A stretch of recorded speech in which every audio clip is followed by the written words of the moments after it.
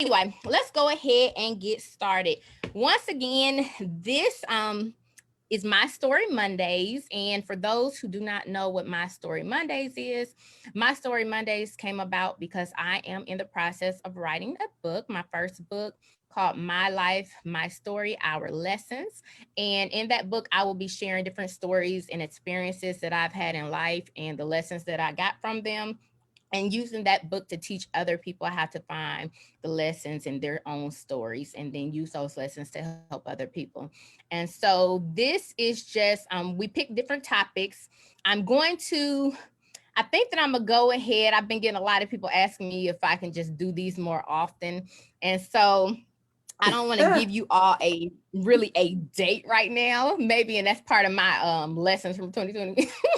I'm kind of afraid to commit, but I am going to try to commit to maybe twice a month, and I'll give you more information. Malika stays on me as well about being more consistent, and so that might be one of my intentions that we'll get into as we continue to talk. I But think that would be a very tonight. good commitment, Dewan. Uh-huh. But you can already hear one of my lessons. My lessons is not people pleasing. And not letting people pressure me into stuff. But no, you're right. I'm with you. We have had a lot of those requests, so we will see. Well, anyway, so we're going to go ahead. The topic tonight is lessons from 2020 and how we can apply those lessons that we learned in 2020 to 2021. And if you all are anything like me, 2020 was a doozy. The 2020 was a doozy. 2020 was filled with so many things that we never seen before, so many things that were unexpected, so many things that we never want to see again. But if you're anything like me, 2020 was also filled with some good things as well. And it helped us to really, if you did 2020 right, it helped you to really start to reevaluate your perspective and how you view life and how you go about your life. And so we're going to get in that tonight, to that tonight. So I want to introduce everyone. My name is Dewan Jordan, and I am a life and business coach. And then we have Katherlyn Geter. Do you want to just introduce yourself? I am Katherlyn Geter. I am the director, of a nonprofit organization here in our city, our beautiful city. And I'm also an proud elected official of the best district, District 5, here in Hamilton County. And I am a proud mother of two wonderful young men, Jack and Austin. Thank you. And Malika? I'm Malika McCluster. That's it. Oh, you'll hear much more from her tonight, I guarantee it. And then we have Quetta. Hello, everyone. My name is Quetta Pipkin. I'm Quetta Pipkin. No, proud mother of two little girls. Most people know me already, but hello, everyone. I'm assuming everybody knows me. You're not that popular, girl. I'm not that popular, am I? Well, hopefully they'll get to know you. If they don't, hopefully they'll get to know you a little more while we go about this live. Thank you for all those that are joining still. I see Wanda, Lakita, Rochelle. Good evening, Rochelle. Who else? I see Pippi Minaj. That's Squeak. I'm scared to tell y'all that's my cousin because I never know what he gonna say. But we love you, Squeak. You know, Squeak. We have to monitor Squeak's chat. And I see Miss Brenda. Okay, so we have a lot to get into tonight. And so I'm gonna go ahead and get this show on the road. The big question for us tonight is, I want to know, what did you learn?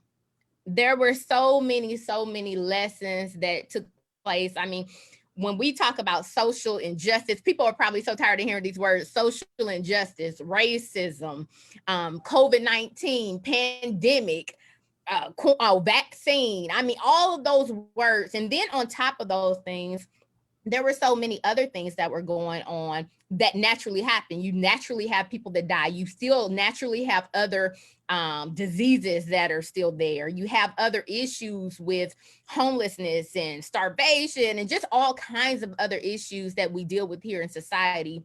So to have COVID-19 stacked on top of those other issues, to have racism and social injustice and all of those things stacked onto what we were already dealing with, for many people, it was just too much. It's too much and they don't know how to handle it. And one thing I will say is that the reason that I wrote the book is because I really feel that so many people go through life. We go through one situation to the next. We go from one relationship to the next. We go from one job to the next, one struggle to the next, one happy moment, one accomplishment to the next, but we never take the time to reflect back on what we've been through and what we have experienced. And when we don't do that, oftentimes we end up repeating the cycle, the same cycles, the same patterns. And so I want to talk about what's some lessons, and we'll go a little deeper, but what are some lessons, and anyone can start, that you learned? As a matter of fact, not just lessons, give me your top lesson that you feel that you learned from 2020. So for me, it was the biggest lesson that I learned from last year was not to take anything for granted. That what 2020 really showed, not only for myself, but I think for lots of individuals, is that life is fragile. I mean, I can remember when COVID, the first outbreak of COVID here in our nation.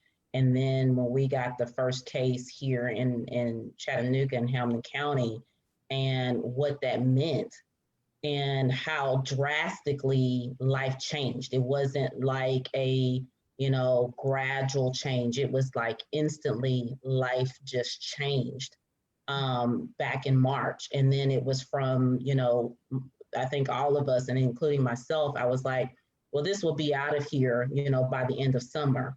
And then the end of summer was here and we were still fighting with COVID, and cases were going up. And it got really real when it got closer to home, when I was, looking on Facebook or getting phone calls and text messages of family individuals in my family and friends in the community that I was hearing that, had gotten COVID. And that just showed that everything that is close to us, we can't take for granted. That there are individuals that last year woke up one day and literally thought, I'm going to see my family tomorrow. I'm going to be able to go and do X, Y, and Z. And they're not here. They are literally not here. And who would have thought? Who would have thought COVID would have done this?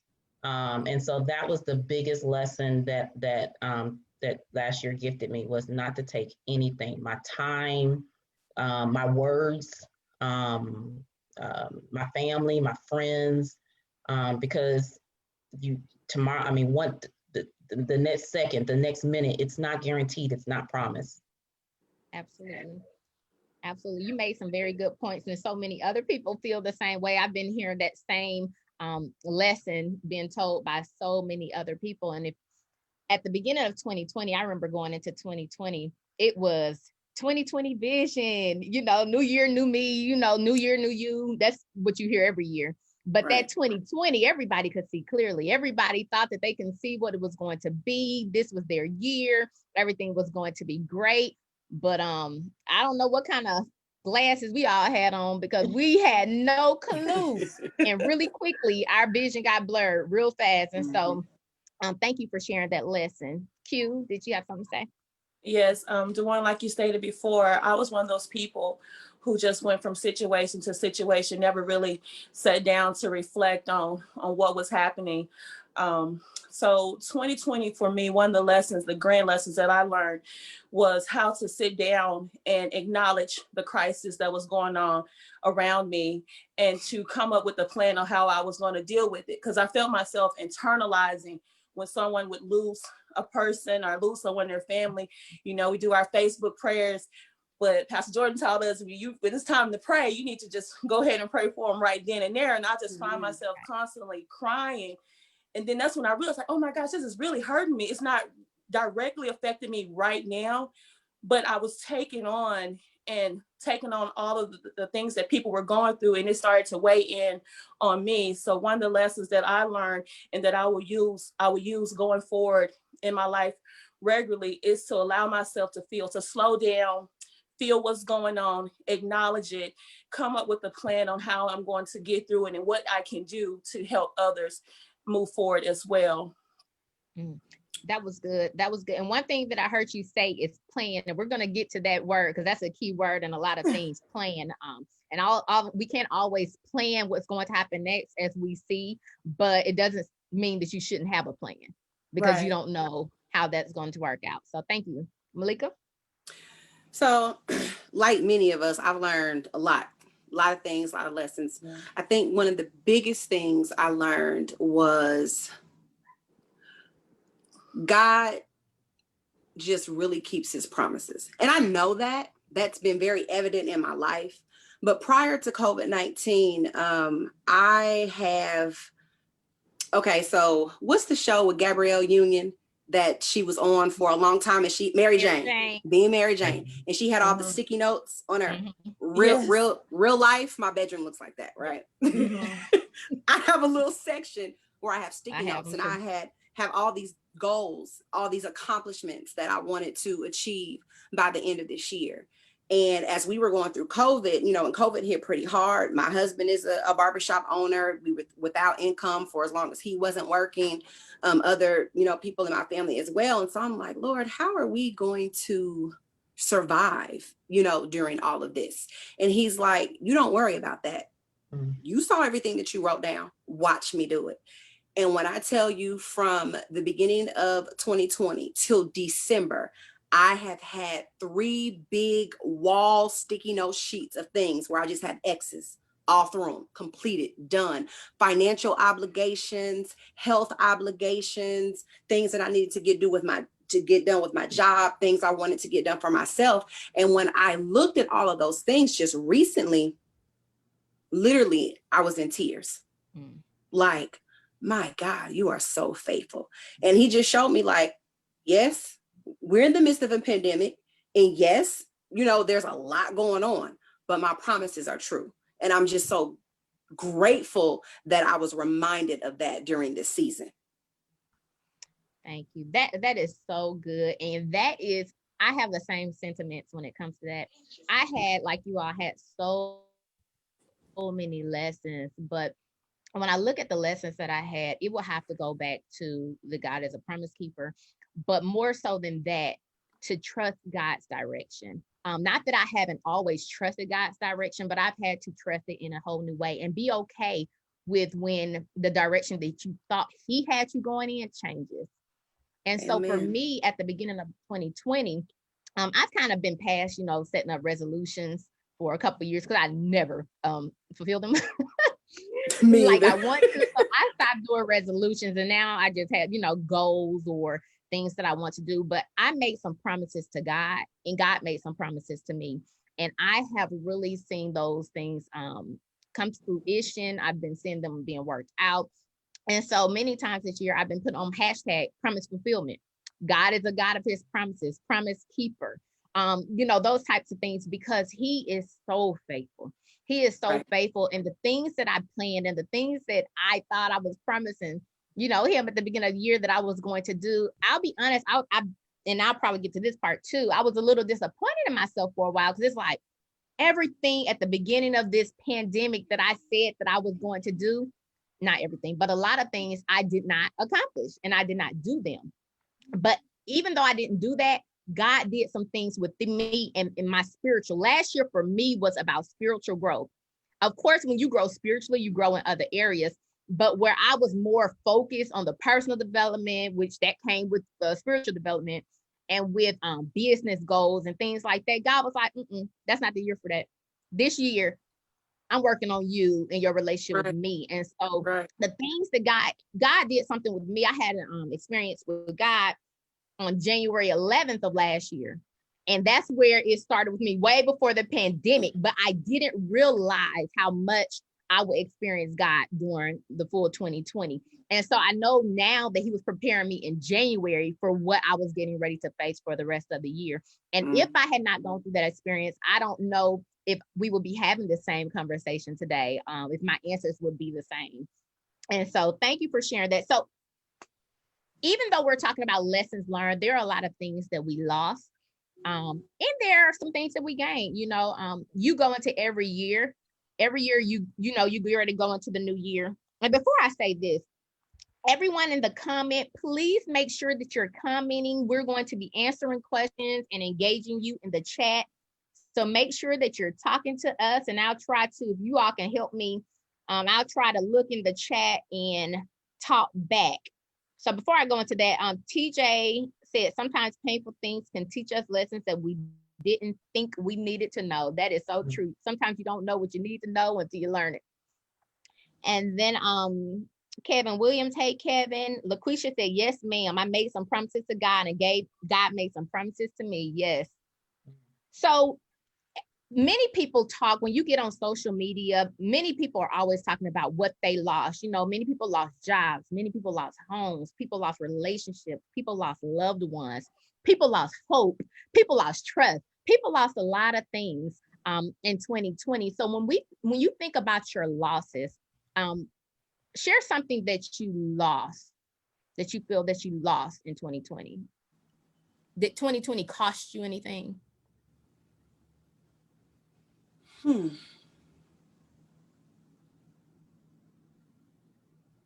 So while you're all are thinking, because I've had time to think about it, because I know some of the questions that I will ask, I'll give you a little time to think. And you all in the chat, let's hear from you. What are some losses? What is something that you feel like you lost in 2020?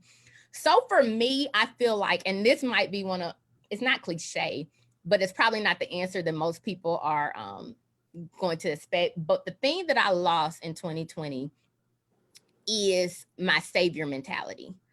I am a helper. I love helping. And if I can help, I will. And so 2020, God literally put me in a position where it's like, baby, it's going to be too much. You're not going to be able to do for a lot of people what you think you would do. This is my year. This is my turn to be God, not for you to be me, And so for me, I started off March paying a couple people's cell phone bills, I started off helping people get, maybe some groceries or some gas or whatever, giving dollars here, dollars there, helping where I could, giving advice. But then when it started really getting bad, like I said, I'm a business coach, and I also work with the local nonprofit here as a business coach, helping businesses. And when the businesses started getting affected and my phone started ringing off the hook, my email was off the hook. And I mean, I'm getting emails and calls from people who have had stores in Hamilton Place Mall for 20 plus years, or, years, who are afraid they're not going to survive. This is their only way of, surviving, their only source of income. And they're trying to get PPP loans. They're trying to get funds from the CARES Act. And it got to a point where I just had to, God said, look, you do what you can, but it's not your job to save everyone. And so for me, I hate that it had to be so extreme, but I think that if it hadn't been as extreme, I would have still been out here trying to save people, probably to the detriment of my own bank account.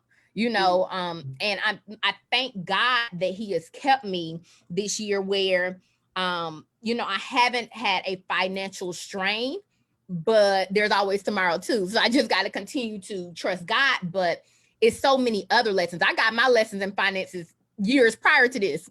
So he didn't need to really show me finances, because baby, I've been through it. Things that people don't even know about. And so this year was not about finances for me. This year is about me and who I am and who God's calling me to be, and the fact that I am not God and I need to quit trying to be him in other people's lives. So I hope that maybe sparked something for you all. It did actually. Very much like you, always helping somebody. I always got my hand in something. I always got several things going on. So I lost my ability to say yes to everything. And it has been a blessing. It really has. I did not realize how much I stretched myself thin. People have always told me, but I never really pay too much attention to it because it's who I am and it's how I'm built. And, if this person needs something, that family member, this friend, or one of my employees, that's just who I am. And, I went from being a working mother of 3 to a at-home working mother of 3. Completely different. Like, dynamics of my life completely changed. And so now trying to work and try to chase around a 1 and a 2-year-old, wow. While my 12-year-old is in school because he's doing virtual, I don't have time for anybody else. Not even if I wanted to, I do not have the time. And so even me being here has been stretched thin. So I have, just learned to, no, I can't do that. And at first it was very painful for me and very awkward and very uncomfortable and very like, oh my God, are they going to be upset or they're going to be mad? But when I realized I'm getting a little bit more rest, I'm a little bit more in my right mind, I'm a little bit more peppier, I'm not snappy, I'm not agitated. Oh, everybody could, no, I'm not doing that. No, she's not doing that. No. It's a separation in that though. It is. Yeah. It really, truly is. And now what I've learned to do is say, because what I've done is I put my hand in something that God ain't called me to. And so I end up getting the short end of the stick trying to help somebody. So now what I'm doing is saying, God, if you mean for me to be here for this person, if you mean for me to help this person through this situation, you let me know and I will gladly do it. Gladly. Because again, it's in me. But what's not in me any longer is for me to be depleted and drained and all of that. No, Malika, you are telling the truth, the whole truth, and nothing but the truth. And it's one of those things that it's hard to admit because you don't want to be that person that says, no, I'm always ready to help and to do what I can do for anyone and anybody. But one of the things that I had to do, like yourself, my focus went to my 2 girls who are both 12 and 10. And there were days when they were at home. Sometimes both of them, it was hard. And I'm working from home as well. So everybody's chatting and I talk really loud. So you can imagine they're a little bit like me. So this house was very irritated for a minute, but I struggled with that. I didn't even know that was a struggle though. The way that you just put it, it just made me think about it. I was like, that's that feeling I've been having. It's like, hey, even though you want to help, you're really not in a position to do that right now. But I talked to God about it and I was like, God, I know that the more that you bless me, I'm going to continue to bless others. I just need to do it. Think about it first, pray about it first and make sure it's not going to put me and my household in a bind. Right. But I feel so bad for saying that for some reason. I don't know. Did I just get liberated or something? Or did you just set me free? Liberation, girl. It's called self-care. Man, I'm trying to tell you, it's hard to learn that lesson. It really is. But when you sit down and you have them conversations, those honest conversations with yourself and with the Lord, and he's telling you like, girl, sit down. At some doing too much. You're doing the most. You're doing the most. For me, it was. Oh, go ahead. Well, let me say what Rochelle said because it's really good. I lost my yes and okay voice. It was hard, but I definitely appreciate that I have learned to say no and then to be okay with it. I realized that I can't help everyone and then spend days in pain and sick and unable to help myself. That's good. Yeah. The well was running dry a little bit. Yes, it was. I think for us, for women, that we always do that. We always give until we don't have anything else to give, right? And it's not just money either, people. It's not just money either. What you say, Dawn? I said, and then who's there to pour back into you because once you're empty. Yeah, it's not just money things, because I thought it was money things. It's not just money or tangible items that you can touch. That's one of my lessons learned I had wrote down in my notebook here, but I'll keep going. I'll let you keep going. Now I'm getting excited. I think for me, one of the things that I had, it wasn't a sense of that 2020 showed me or had given me that I had lost anything. Because what if anything, it showed me that I had lost myself, that I had been lost. And the biggest thing that I saw last year is what I gained. And that is what, when I walked out of 2020, I left really profound in that I gained myself. I really, like, even though last year was hard, but I left out of that year gaining myself. And 2020 basically challenged me to be my own safe place. One of my favorite authors is Brene Brown. And during COVID, I had a lot of time to just catch up on a lot of reading. That I have books. One of my favorite things to do is read. And she's one of them. And I came across one of her things, and she talks about wholehearted living. And when I read that, it just stuck to me. And it basically talks about living our lives from a place of worthiness. And when I read that word worthiness, that was a struggle for me. And individuals that are close to me, they know it's a struggle for me. And it's not that I don't feel like I'm worthy, but because what we just got through talking about is women and stuff like that, I give to so many people. I give to my boys, I give to the community, I give to other people, because that's what makes me happy. That's where I find joy. But I had to stop one day and ask myself, Kathy, are you worthy? And when I tell you guys, when I did that, like, I was balled up crying. I was balled up crying, literally, because I didn't at first know how to answer that for myself. Was I worthy? Was I worthy of the time that I give to everybody else? Was I worthy of the love that I give to everybody else? And that was hard. So it was really, she talks about this wholehearted living and how we cultivate the courage and the compassion and this sense of connection. And what it means is that, waking up, it's about waking up every day, every morning, and that no matter what we do, no matter what gets done, what's left on our desk, what's left at home, that you're enough, that I'm enough. And the more that I kept reading that and rereading it, like, I was like, I'm enough. I'm enough when I make mistakes. I'm enough when I don't do it right. I'm enough if I do it right. And that spoke so profoundly to me last year. And I think it was because what 2020 gave all of us, it gave all of us a lot of things, but the one thing that it gave us was this sense of slowing down. Think about it.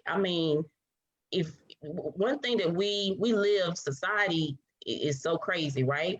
But we're always on the go. We're always doing something, whether it's hanging with our girls, whether it's working, whether it's, being in this activity and doing things for our kids. We're always on the move, and we love it. Like those are the things that we love. I think all of us would admit to that. But when do we really intentionally have time to slow down? 2020 gave us that. And in that slowing down, it showed me my worthiness. It showed me what I needed to focus on. And that to me was profound. Like I knew I had already been lost in giving myself so freely to everything and everyone. But it was about, what did I gain? And I gained myself. Brings up a good question. That was so good. What causes, and I talk to all of you, and I work with a lot of women, and I have friends, and one thing that I hear women say all the time, and you can get on Instagram or Facebook and see people say all the time, I am enough, I am enough. People don't just say I am enough because they feel that they're enough. A lot of times that's an affirmation, saying I am enough, trying to convince themselves that they are enough. What do you think causes a lot of women to feel that they aren't enough? Like, what are some things maybe that you experienced or that that others have experienced? Because one thing I will say, and this, I am far from vain. As a matter of fact, I think that I talk myself, and I've gotten much better with this. I've talked to myself more negatively when it comes to appearance and things like that. But then, other people are like, oh, you're beautiful. It's kind of like, but my hair, I've gained weight, whatever it is. And so that's something, I still work on. But one thing I will say during quarantine, it was like I just let myself go. And maybe it's not just me, but like, I didn't do my hair. And I mean, why, it was like I wasn't going anywhere, so I wasn't doing my hair. I was taking a shower, putting right back on some stretch pants, a t-shirt. And so I didn't realize I had to go somewhere like, oh, I haven't put on jeans in a long time. I actually have to button pants again one day. And so when I took off those stretch pants, I was like, okay, I have literally gained 30 pounds since March. I have gained literally 30 pounds. I was wearing 20 of them. I wasn't aware of the other 10 that just came about. Showed up on the scale the other day. So now I've gained 30 pounds during quarantine, but it made me really think like, I'm still me. Why? Because I'm not going anywhere, did I allow myself to let myself go so much? Why don't I do my hair just because I'm at home? Why can't I put on clothes just because I'm not going nowhere? So now the question is, am I just doing this because other people are going to see me? So now, I mean, these are just kind of the thoughts that are going through my head. So I took a couple of days now. I'm going to tell you, I still wear stretch pants almost every day. As a matter of fact, I got on some stretch pants. But I just put on from meeting. But what I'm saying is, it's really made me ask myself some tough questions. And it's been days where I just got up and got dressed, even if it was from from the waist up. And I felt so much better about myself. I got so much more done that day. Yeah. And so it really made me think like, who are you doing this for? You do it for you. Absolutely. Yeah. I did it for me, Dewan, every single day. We would talk. Like I said, I work from home, so we would have our meetings and everybody would be so bummed out about what was going on. I just couldn't allow my mind to get stuck on that. Sorry about that. Couldn't allow my mind to get stuck. And I told them how I get up every morning. I turn my blinds up, whether it's rain or shine outside. I turn my blinds up. I put on my favorite perfume. I put my hair. I always keep crochet or something going with my hair. So it was nothing for me to, flip it real good. So, and I wasn't doing it for anyone. I was actually just doing it because those are the things that made me feel good. I wasn't going anywhere but from my bedroom into my workspace in my home. And you posed a question, why do we feel like we have to tell ourselves over and over again that we are enough? And my personal opinion is a lot of times people, and women in particular, get caught up in what other people are doing. And the fulfillment, they're not fulfilled because they're not doing what X, Y, and Z are doing, which people are X, Y, and Z. And one of the things that we have to constantly tell ourselves, wait a minute, I am enough. I might not know how to do that, but I do know how to X, Y, and Z, for example. I don't really have any examples off the top of my head, but I think that's where the whole, why do I have to tell myself that I am enough? Because I have to say it enough for me to believe it. Right. Where in fact, you really don't have to say it, but I think we just get caught up in what other people are doing way too often. And I think that goes both ways. I think that goes personally. I think that goes professionally. There have definitely been times where, I've been in meetings with, other colleagues and, we're doing things and we're talking about things and maybe someone has said something to me or said it in a certain type of manner. And I'm like, oh, so certainly, in the professional world, I felt like, oh man, inadequate, I guess, or maybe then I'm not enough. And then I got to work myself up like, no, you are absolutely that girl. Like, pick your head up, go in there, take control of that boardroom or whatever you got to do, or meeting and rock it, and then, even at home too. I mean, I'm married with 3 children, and there are days that I just feel like this was an epic fail. This whole day, from the time I woke up to the time I went to sleep, I have not gotten anything accomplished. The kids are running around crazy. Like, my husband's working extended hours. Like, they hate the dinner you prepared the last minute. Oh my gosh. And so, I have to just get quiet before the Lord and be like, now, wait a minute now. You are enough. Can't nobody come in here and do what you do. Right. You hold this family down in ways that, get it together. And for me, for me personally, I'm always feeling like, okay, enemy, you want to tell me what I'm not? Let me tell you what God says that I am. Right. And I'll just have to knock that out. And Dewan, I think everybody in the beginning of the pandemic, like, stop putting on clothes and stop. I mean, right. What? For what? What are we doing it for? Yeah, Like you said, we're not level. going anywhere. I'm about to chase toddlers around. What do I look like? Yeah.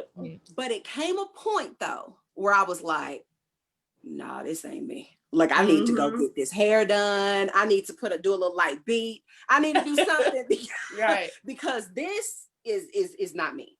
Yep, that was me, Malika. I felt like my girls needed to see a routine, a daily routine. If I were to go and become a hermit, how can I expect them to not do that? So I was trying to keep things as normal as possible for them. So they got used to seeing me get up and get ready for work each day. Yeah. And we're talking about not being enough, and then I'm going to go to the next thing. But have you noticed that the people or the things that make you feel like, or have in the past or now, whatever it is, makes you feel like you weren't enough, are the ones that's always calling on you and need you the most? So if you're making me feel like I'm not enough, but you need me the most, then I got something. You know, so that's just a perspective that came to mind when we were talking about this. Rochelle said we have lived microwave lives, always on the go. This pandemic has slowed a lot of people down and gave people a chance to get closer to God. Mia said, all right now, what God says you are, yes. Let me go up a little bit. I missed some. TJ said sometimes we expect more from others because we would be willing to do that much more for them. Well, that's the truth, TJ. Yeah, it's all about That's the truth. It's I'm about a victim of expectations. And I want to go so deep with that, but I want to get to a couple more of these questions. So I did not say this at the beginning, but my book and one of the trainings one of my signature trainings, and my book is based on how to find the lessons within your story. And so I coined a term or acronym several years ago, and I call it REP, because REP, and then sometimes I put an S, and I'll tell you why. But it's called rep. And when I think of a rep, it's a representative, someone who stands for you, someone who presents themselves for you, somebody, the way people see you, you're a representative of yourself. And so when I think about finding my lessons in life, and when I teach other people how to find the lessons within their experiences, I always start with it's REP, rep, R, reflect or remember. So reflections, think back, remember those experiences, remember those events in your life, the things that you've been through. And then you have to evaluate them and examine them. It's one thing to remember, but when people remember without examining and getting to the P part or the S part of their reps, then they end up repeating that cycle what we were talking about at the beginning. So you have to evaluate and examine. Once you do that, it's the P, which is process. It's one thing to evaluate it. When you're evaluating, you're looking at the pros, the cons, but you still have to process it, because it's one thing to know. It's another thing to understand it and get it up here and understand what you've been through, understand the different lessons that you've been through or gotten. And then P is to plan. What are you going to do next? What are you going to do differently? And then I'll put sometimes the S on it.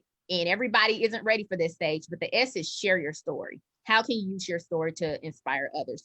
And so I just wanted to go, I was supposed to say that at the beginning, but always when you're looking at 2020 and you're looking at your life in retrospect, always do the REPS. That's reflect or remember. E is evaluate and examine. P is process and plan. And then S is share your story, so that it will inspire others. But you have to make sure that you have completed the REP before you get to the S, because if you're sharing your story and you have not actually completed the process, that you can actually do damage, in someone else's life. So Miss Junkie Robinson says, I sometimes rep too much. Yeah. Well, it's okay to rep too much long as you ending with that P and planning. And once you plan, I should put E at the end, but it won't make sense. Execute. Execute those actions. So let's see. Miss Trotter said, yes, love it. I'm here for this. Thank you, Star. Okay, so here's another question. So we talked about what we lost. I already told you I ain't losing no weight, but I did gain some weight. Then there's some other things I gained. So what did you gain? And let's keep this one short because there's some other questions that I really, really want to get to that I think are really good. And we only have about a little over 15 minutes left. So just maybe one thing from each of you. What did you gain from 2020? Patience. There were so many uncertain things.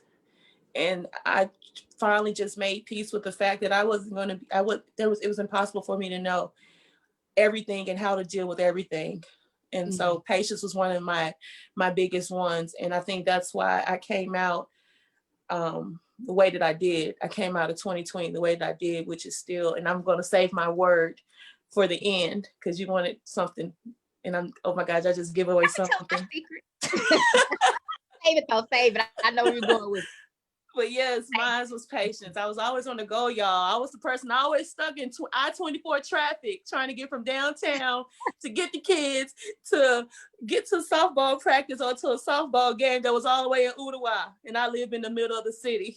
So yeah, patience. Definitely patience for that. Let me ask you a question. Did you pray for patience? Had you prayed for patience prior to? I did. I did. My prayer was always, God, just help me to stay humble and to learn how to handle things because I'm a pretty much single mom. So a lot of things just fall on me a lot of times. Not to say that I don't have help, but at the end of the day, I'm here with them every day, 24/7. So a lot of times I would get anxious. I would have little minor anxiety issues. So one of the things I had to learn how to do was to slow down, take a deep breath, be present, and be patient. And that's what 2020 taught me. I got a chance to slow down and practice my patience. That's good. That's good. Hold on. Before we go on, Rochelle said, and I remember this, Rochelle, we had a girls group called Dream Girls that we did in partnership with some others. But Rochelle said, I will never forget when Sandra Reed, Miss McBeautiful, that's what she called herself, said to our girls group, she gave all of them a mirror and made them say, I am beautiful, I am enough, I will give God my best, I love my, will never give up on myself. To this day, I have never forgotten it. Yeah. That's beautiful. I remember that too. I remember that. That was very impactful. That's some good stuff. And then Mia said, the ability to give myself grace. That is so important, Mia. Love that. That's so important. We give everybody else grace, but we don't extend grace to ourselves enough. Yeah, that was one of mine. Okay, what else did you all learn? Cute. This is so cute too. She makes all these notes. She's so organized.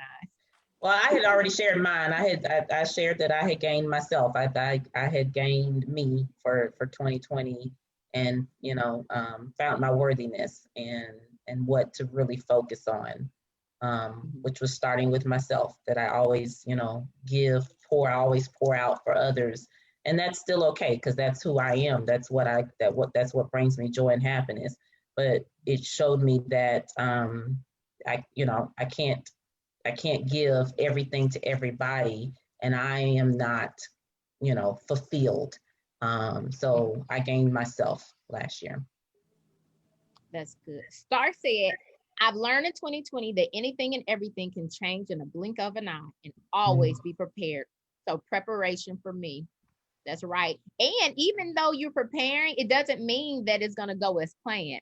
So then you have to know how to pick, but just because I heard someone say a couple of days ago, they said, just because it's a mess doesn't mean you shouldn't clean up. And that was like, oh, right. Just mess doesn't mean you can't clean up, and so it's gonna get messy again. But if you start from where you are in an already clean spot and then it gets messy again, but if you continue to allow it to get messy, eventually it becomes too much and you don't even know how to fix it. Right. And so I just thought that was really good. It made me think of that when she said that. And then Junkie Robinson said, I can definitely relate to Quetta and Katherlyn. Absolutely. Malika? Did you want to? I've gained the beauty of knowing what it is to be still. Yes. Just to be still and let God do what He's gonna do. Because there's nothing I can do about it at all. This is stressful. What? Right. Like just be still. And the beauty of that is, as I have been still, He's begun to talk with me and reveal to me and show me And I'm like, God, is that me for real? For real? But I trust him and I trust his process in my life. And, you know, there has just been so much clarity for me in just simply being still. So yeah, saying no and being still, that's where I'm at. And these are things that I know that I'm just going to just take with me going forward, because I see the importance of it and I see the beauty in it and I see the need for it. That's good. I would say for me, I've gained so much, but I would say that I've gained the ability. Now, I don't even know if I want to say gain, because I already knew this, but I've gained it and learned it on another level. I've gained the ability to trust God's word more strongly, and not just his hand, you know, trusting his word more and not his hand. And so I'll say I gained that. And I have to go, I know I said one, but I have to go back to what Katherlyn said, and even what you said, gaining me. I've learned so much about myself by being by myself. And I like being by myself anyway, but never like this. And when I say I want to, like, I was like, girl, I be cracking myself up. I make myself laugh. I enjoy my own company too, girl. I really do. I do. I love being with myself. Me and too. Anybody else that don't know what's wrong with them. What's wrong with them? They don't like it.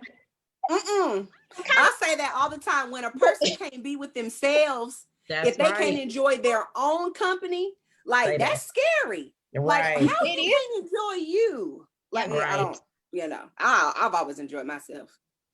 I love being by myself, and I rarely cut the TV on. I mean, I laugh and I have to be careful, because I'm like, okay, you talk to yourself a little bit too much this week. You got to be quiet for a little bit, talk to God a little more and yourself a little less. And so Jack comes in the room and he just stands at the door and look at me. I said, Jack, it's okay, mama's all right. Hey, he'll understand one day. He'll understand. Right. I had this, as I was reflecting on today and what we were going to do, I know you wanted to move forward, but I really want to share this with you guys. That one last thing, if I had to give you the most important thing that I learned, and most people probably already know this, but for me, I didn't know this. I wrote on my notebook that I learned that forgiveness is a daily choice. And for many people, it can be from moment to moment. That's and good. One of the things, the lesson that I learned from this was that just because you say you forgive something, I had time to deal with things. And when you got enough time to think about things over and over again, you think you over something. Well, one of the things that I learned is that it's every day. And for me, at some points, it was every moment. It's like, I'm not going there. I choose to forgive this. I forgive this. I'm better than this. I'm moving forward from this. And I just wanted to tell that, just to share that with everybody, just in case that's something that anyone else was struggling with. You know, you think you're over something and you're really not. And this is something that has to be done sometimes every second to second, moment to moment. Yeah. That's so good. And I think more people have seen more of that in 2020, just with everything. Because I tell you, every time I turn on the news and see anything about politics, I gotta forgive. Seriously. So it's like forgiveness. I've never felt like I had I think I said this in another My Story Mondays, but I've never had a problem with forgiving people. I've never had a problem with hatred or anger or any of that stuff. One thing about me, I don't get mad easily. It takes a lot to get me mad, and I don't stay mad long. So this year, just every time I turn on the news, I found myself, you know, just with everything going on, where I got the closest that I ever have in my entire life to feeling hate. And I'm like, I didn't like the way it felt. And I'm like, I cannot allow my heart to go here. We talked about that. We did talk about that. It is very draining. And I just don't understand how people harbor hate. It takes so much out of you to dislike and be angry. I don't have time. It will physically make you ill. It will physically make you ill. Oh yeah. No. It will, but so when I do that, I just turn on to you not making me go to hell, sir. So I'm not going to help you, sir. So, or ma'am, whoever it is. And so it's just, this is a year where it's just like, you got to live. I hashtag all the time. It's a heart thing. It's a heart thing. It's a heart thing. Absolutely. It's a heart thing. Baby, all day. Really a heart. It really hard. It really is a hard thing. So going into that, it's a hard thing, and all of you may not want to answer this, but I was right before we got on, Mom said, I want you to hear something. It was a pastor. I don't know when he did sermon, it might have been recently, but she was like, it's exactly what you all are going to be talking about tonight. He was talking about reflecting and on your life and that kind of thing. And one of the questions he said you should ask yourself, he said, ask yourself, what did you love? And did it love you back? And was it worth the investment?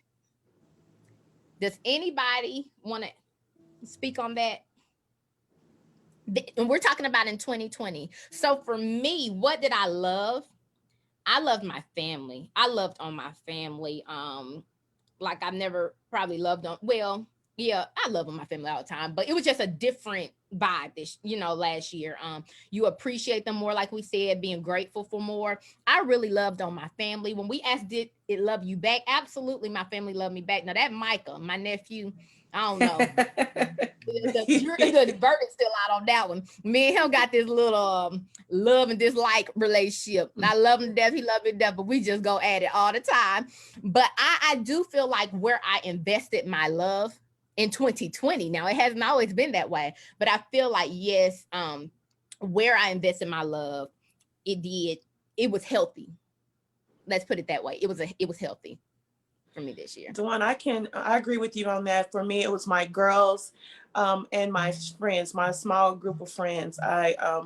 We were very adamant about spending time together, encouraging each other, being there for one another. And I really appreciate that relationship, because like many people, I'm one of those people that I can be real strong, but at the same time, I have my moments. And I didn't realize how much I needed my friends until this pandemic, I said this thing, but this pandemic had unfolded on us. So I think that having them in my life, I had a chance to cultivate those relationships. And of course, my girls, they're growing so fast, and I slowed down and I loved on them.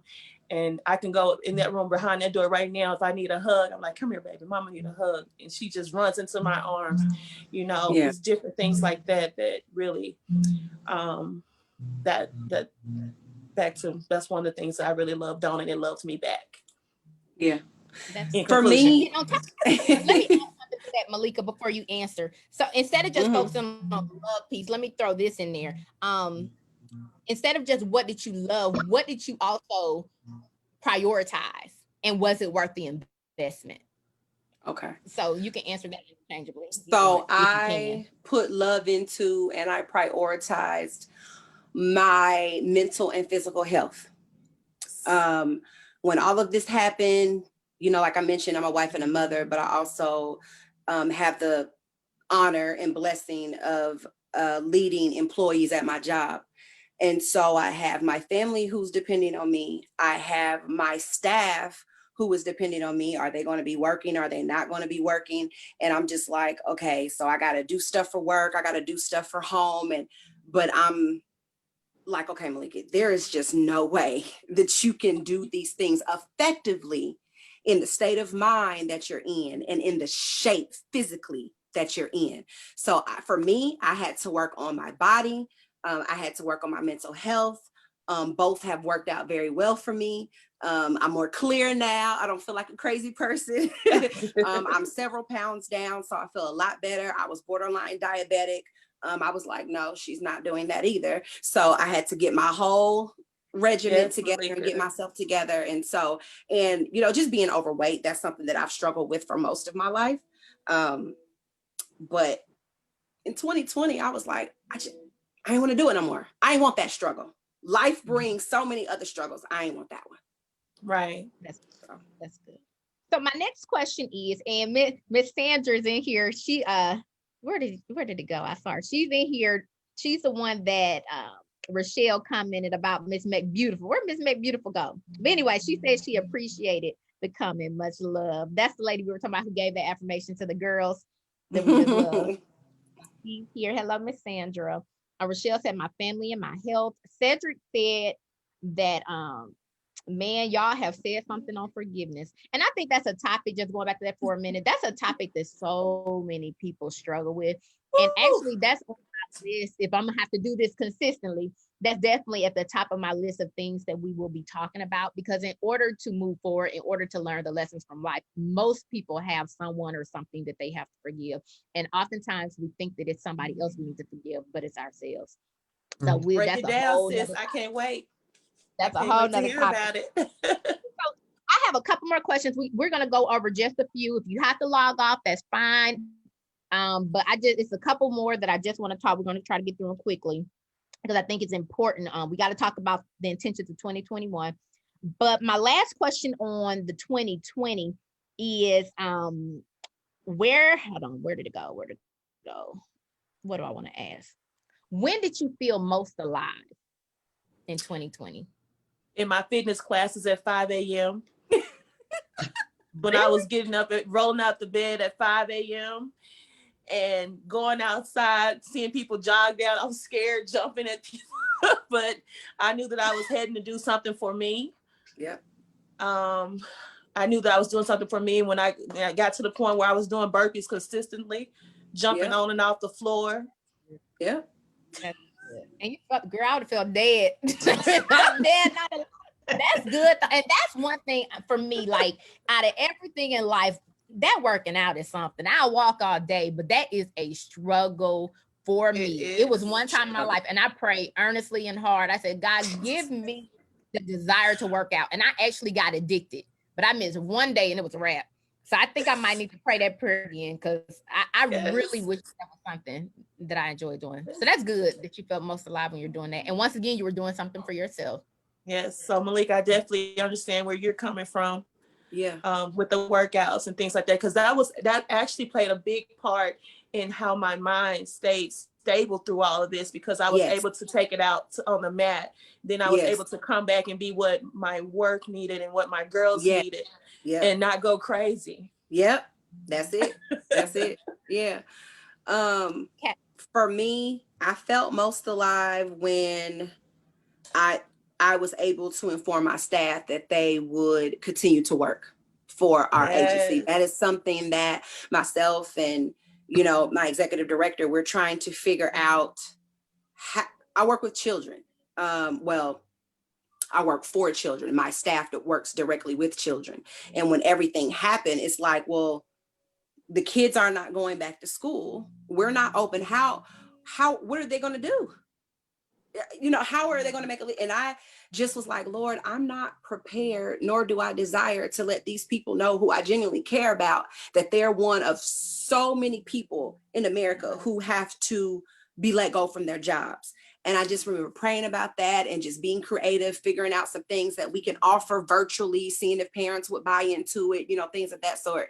And when my executive director, told me like, okay, we're good and we'll be good for this amount of time, just being able to tell them that blessed me. That really blessed me. Amen. Absolutely. Especially when you see so many people who don't have that same story, Right. And yeah. That's awesome. What about you, Katherlyn? So for me, it was my birthday. Every year, me and my two best friends, my sisters, we usually take a trip. And so this year last year with COVID, it was challenging for us and trying to decide what we were going to do. So we were able to go to one of one of my best friends, her aunt's house. And she has this amazing property and pool house and pool, and it's very secluded, very private.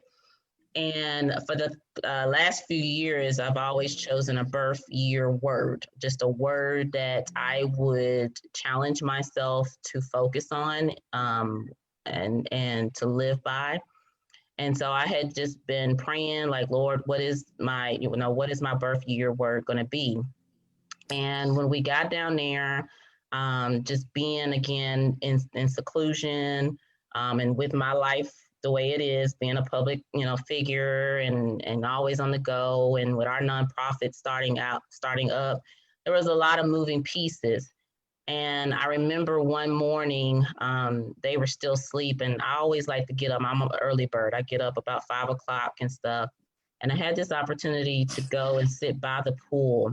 And I remember that I was sitting by the pool, and for a moment, I kept thinking about all the things that I had left here at home, all the things with Purpose Point that I needed to have gotten done, all the things with the community, with the commission. And I felt guilty. Like, I was like, man, I got all this stuff that I needed to do.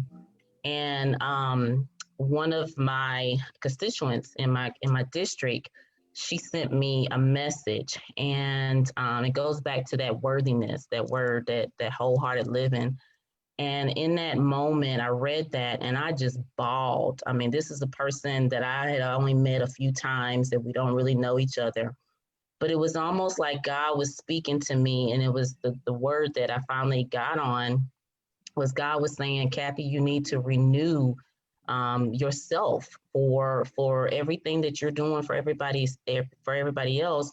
You've got to renew your energy, your strength, your body, your mind. But in that renewal, you got to release some things. You can't renew and you still holding on to self-doubt that I carry. That's one of my biggest things. I'm proud of where I'm at, and I'm proud of all my accomplishments. But and you talked about forgiving. I'm easy to forgive other people, but I'm not so easy to forgive me. So that self-doubt, I was like, I have to release that self-doubt. But the other thing was releasing the outcomes and expectations that I have on all these things that I'm juggling in my everyday life. So it was in that early 6 o'clock, 6:30, sitting by this pool at my best friend's aunt's house, that when I tell you, just hearing the birds and the water, and how, the sunrise, and it was just like being the closest that I have ever been with God. And it just was like, about to cry now. It was like the most vulnerable that I had ever been in my life. And that was when I felt the most alive, and that he had given me that word that I'm still living out today. And that's renewing myself and releasing so many things that I got to let go. That's good. And that leads into where I felt most alive. I felt most alive this year when I was in the midst of praise and worship and reading my word. Like, I'm telling you, I've been on this walk with Christ for a long time, but this year, it was just different. It was different. And I grew probably more in this 1 year spiritually than I've grown in the other 38 years of my life. And it just feels so good. It just feels so good. And it's like I can't open my mouth. I can't write without telling about the goodness of God. I telling the goodness of God. And so that has been just so powerful for me in my life and my walk with Christ. And I look forward to continuing to grow, continue to stay in my word. But that's when I felt most alive. So I have one more question, maybe two, but it depends on how long we talk. Let's keep it short though. Out of everything we talked about, I have one question. That question is, out of everything we talked about with 2020, the lessons that we learned, and how we're going to apply it pretty much to 2021, who are you now? What has changed about you? Who are you now? Because it's one thing, a lot of times we say, what we stopped doing or what we started doing, what we gained or what we lost. But through those things, who did you become? Or are you the same person? Definitely not the same person. I was going to say, don't say that, because I find it hard to believe for all the lessons y'all gave, you could be the same person. Definitely not the same person. But who are you now? And if that's hard to answer right now, because I'm asking, like, that's one of those deep questions that you really, a lot of times, really think through. So I don't want you to just throw that out there. So if you're not ready to answer that, then give me one word when you look at 2021. If you have to give 2021 one word to describe your intentions for the year and what your expectations of the year or your desires, what would that one word be? Resilience. And if it's more than one word, you can do it by a hashtag, and then put them together. Resilience, that's good though. That's good. And you're already resilient. You're here in 2021. If you made through 2020, you're already resilient. We all are, right? You too, 2020. We know you're resilient. Nobody else. Mine is hashtag to live intentionally. You know, like, again, I coming out of 2020, I mean, everything, take nothing for granted. Like, I want, you know, there's things around me and around us that we don't have control of, circumstances that are out of our ability to control. But my choices are mine, and I can own that. You know, my thoughts, Right. you know, what I choose to do with my time and all of that. So for me, 2021 is this journey is going to be about gratitude and my intentions. In every area of my life, my health, my finances, my relationships. It's about what I choose to tolerate. That's another thing that I thought a lot about during this downtime and last year, is what am I tolerating in my life? And so is looking at those, taking that into this year, and, you know, asking those hard questions. You know, why am I tolerating this? Does it align with my purpose? Does it align with what I need for me, for Kathy? And if it doesn't, it's saying, you know, it's okay to say no to it, to say no to those people that, you know, just because that person is nice and just because that person, but no, you're not, you know, you're not meant to be in my life. I'm not meant to be, you know, or give you that time and things like that. And so that's for me, is to live intentionally for this year. That's good. I just got to say this because I saw this on Instagram today, and it goes with what you just said. It says, the trouble with overstaying where you are tolerated is that it delays your arrival to where you will be honored. Right. I was like, wow, that's deep. I'm going to read it one more time. The trouble with overstaying where you are tolerated is that it delays your arrival to where you will be honored. That's deep. Good. That's very deep. I just wanted to read that because it reminded me of what you were just saying as far as being tolerant. I read another one. My friend posted this on Instagram. She said it's poor spiritual hygiene to give everyone access to you. When I read that, I fell out my chair and had to get back up and read it again. Poor spiritual hygiene to give everyone access to you. Like, when I tell you, God literally took each word and slapped me with it, because that's what I do. I give everyone access to me. But why? Mm-hmm. We'll do a coaching session, life coaching session starting tomorrow. I'll give you a session. But that's good. That's good what you just said. I like that. Mm-hmm. Go ahead, Malika. Or was it Malika? I can talk. So for me, for 2021, consistent. The things that I've experienced in 2020 was not just momentarily. It wasn't just for that time frame. It wasn't for that season. I'm to be consistent in those things. So consistent in my health overall, holistically. I need to be consistent holistically.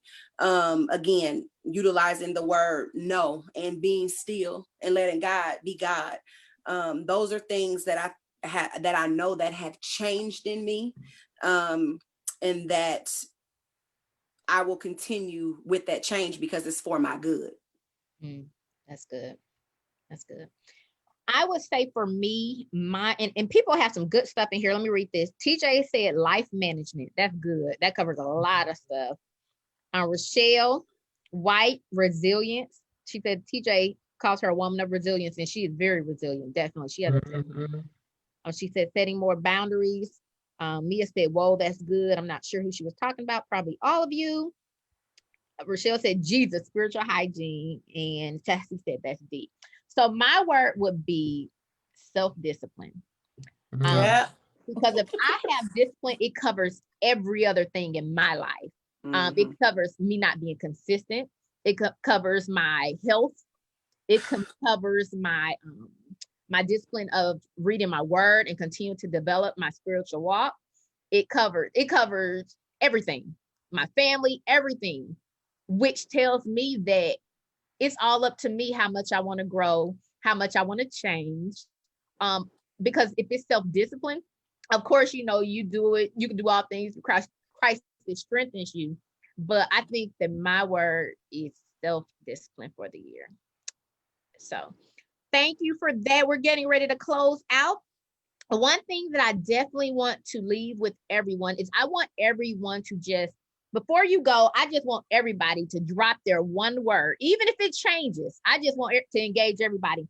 Drop your one word in the chat, in the comments, that you will use to define your 2021. One word. I see preservation and increase my faith capacity. That's deep. That's a whole nother line. Faith capacity. I like that. I like that, Cedric. Kristen said, Malika, yes, that's my word for 2021 too. Consistency. Yep. Come on, y'all. Drop your comments in there. What's your word? I want to see your word. Live with intention, management. We saw management. And while they're doing that, I did a workbook a couple of years ago, and I normally redo it every year. And I think I'm gonna do another one for this year. But if you are interested, if you like these type of self-reflection questions, I created a workbook, a self-reflection workbook a couple of years ago. It's 51 questions that have questions like this. It has questions like, what are you most proud of? What do you enjoy? When do you feel most alive? You know, what do you value most? Those types of questions. If you would like it, you can download it for free on my website. And that's Dewan. I'll drop it in the chat too. But DewanSJordan.com/self-reflection workbook. That's DewanSJordan.com/self-reflection workbook. And then I also have another workbook that I did in 2019. So it's based on 2020, but all y'all do is just change the date. It still applies. And basically it's called expectations planning. It's like vision boarding, but I call it expectations because I believe that you can have a vision, but if you don't really expect it to happen, it's not going to happen. Your vision will not come into fruition. So you can download that at DewanSJordan.com/expectations with an S 2019. That's DewanSJordan.com/expectations 2019. And once again, I will drop those links in the chat. We have some more words. I see balance, determination. That's good. Terrence said determination. Vanessa Montgomery, accountability. Angela Jordan, consistency. Leslie, moving with the speed of the Holy Ghost. Girl, you're going to be moving mighty fast. Hallelujah. I like that. Michelle McFarlane, engagement. That's good. So thank you all for engaging. No pun intended. Engaging with us tonight. I really enjoyed. I'm looking at maybe we'll do this maybe on the third Monday. Just be looking out for the post for us to come back with another topic. I pray that you all have a prosperous and a blessed 2021. Keep in mind, we can make all of these plans, resolutions, goals, all of that stuff. But remember that your life does not change because the clock struck 12 or the date on the calendar turned to January 1st, 2021. Your life changes by being intentional about meeting those goals and making the changes that are necessary to be a better you. So thank you so much. Love you all. And ma'am, thank you for having us. Thank you. Thank you, Dewan. Thank you. Love y'all. Love you Love too. you too. Bye.